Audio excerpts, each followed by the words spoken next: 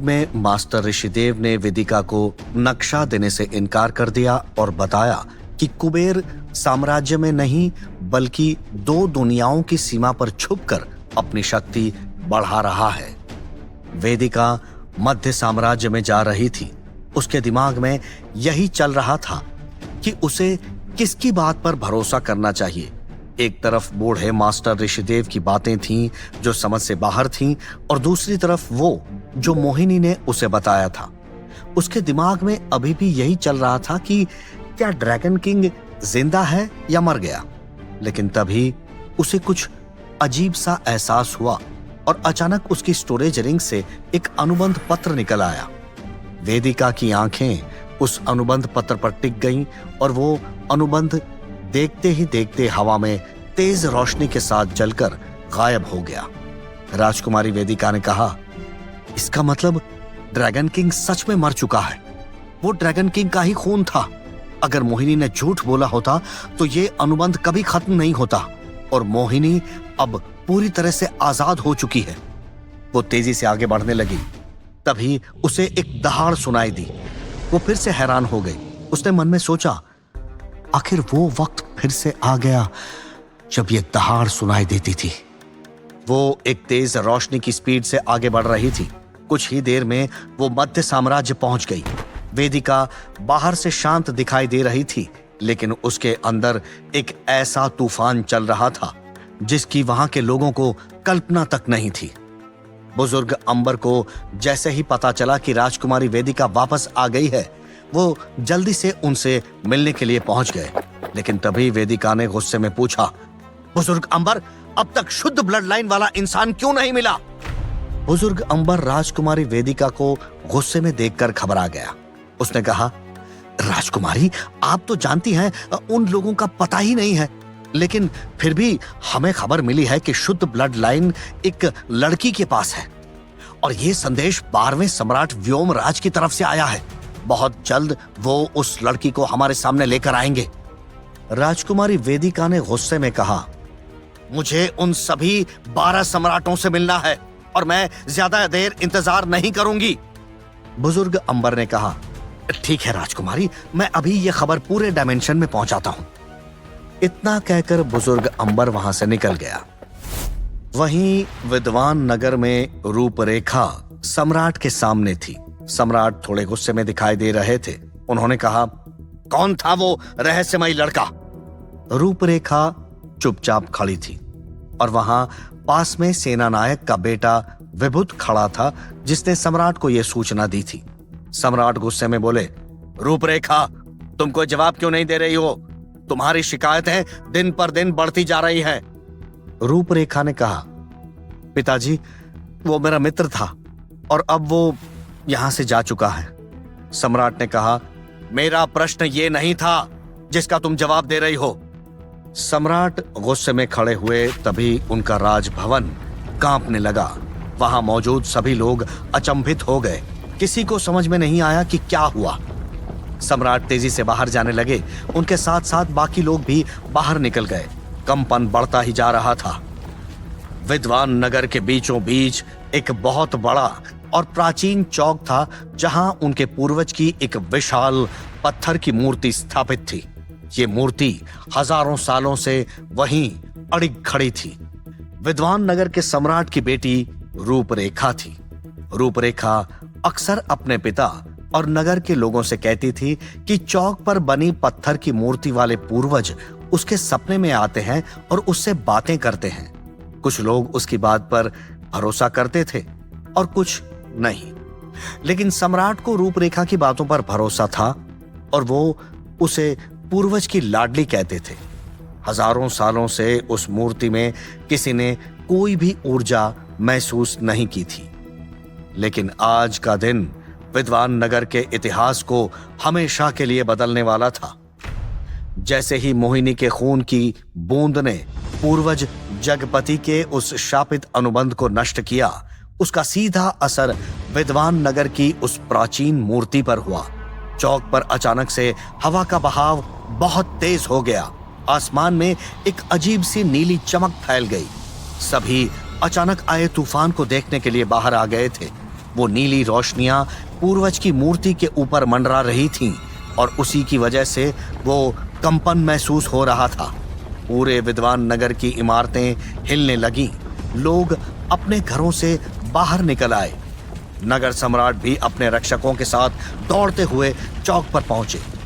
नगर प्रमुख ने आसमान की तरफ देखते हुए पूछा, ये कंपन कैसा है? क्या कोई बड़ा बीस्ट हमला कर रहा है? तभी रूपरेखा ने अपनी उंगली से उस विशाल मूर्ति की तरफ इशारा किया और जोर से चिल्लाई, पिताजी देखिए, पूर्वज जाग रहे हैं। सबकी नजरें उस पत्थर की मूर्ति पर गईं और यह नजारा देखकर उनकी सांसें अटक गईं। उस हजारों साल पुरानी पत्थर की मूर्ति की आंखें अचानक खुल गई थीं। उन आंखों में एक तेज नीली और सफेद रोशनी चमक रही थी।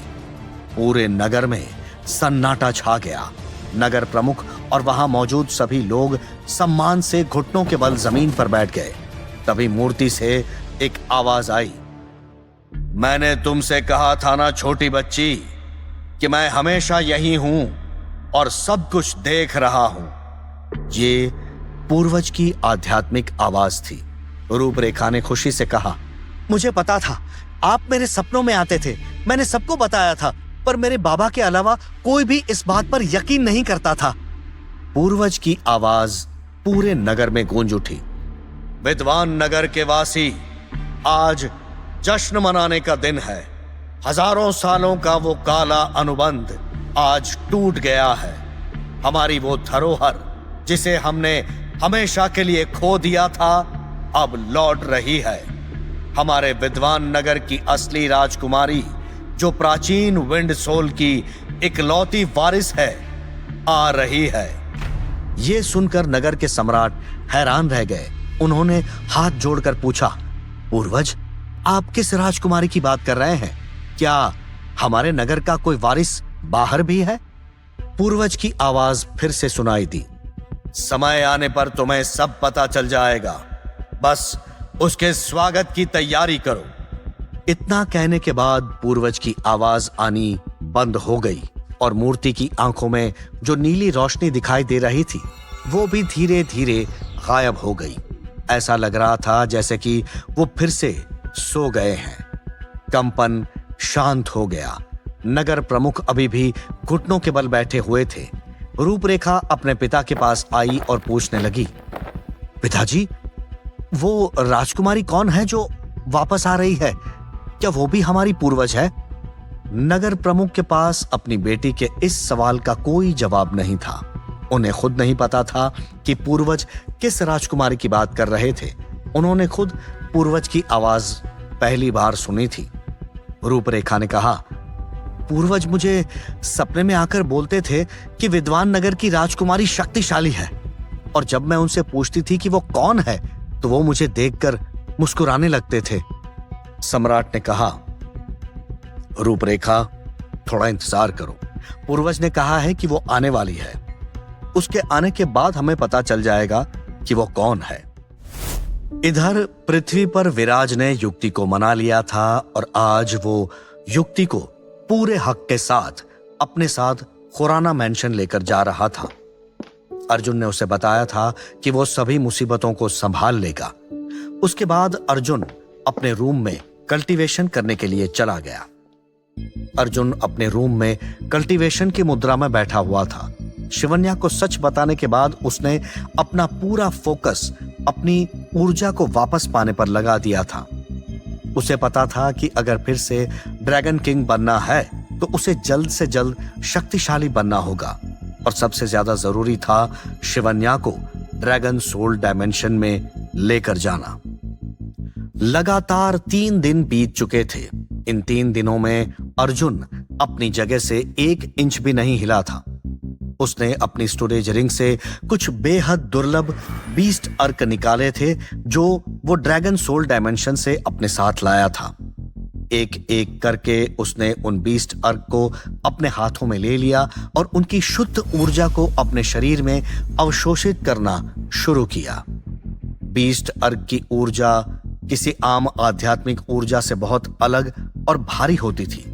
जैसे ही वो ऊर्जा अर्जुन के शरीर की नसों में दौड़ती, उसे एक तेज जलन महसूस होती, लेकिन अर्जुन का शरीर उस ऊर्जा की जलन को आसानी से बर्दाश्त कर रहा था, क्योंकि वो कितनी ही बार मरने वाले दर्द को बर्दाश्त कर चुका था।